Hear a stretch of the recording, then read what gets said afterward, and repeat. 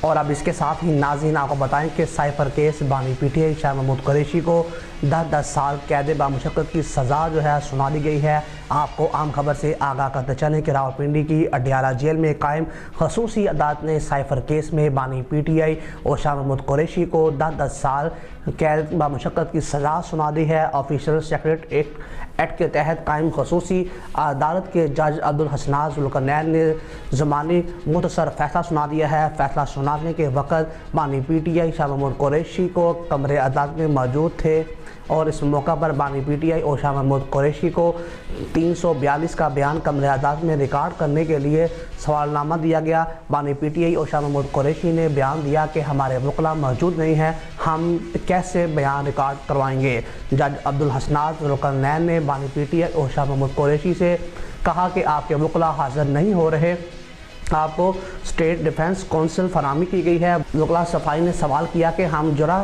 کر لیتے ہیں۔ جج نے وکلاء صفائی سے کہا ہے کہ آپ نے مجھ پر عدم اعتماد کیا ہے۔ واضح رہے کہ گزشتہ روز عدالت نے بانی پی ٹی آئی اور شاہ محمود قریشی کے وکلاء کو جرح کا موقع دیا تھا۔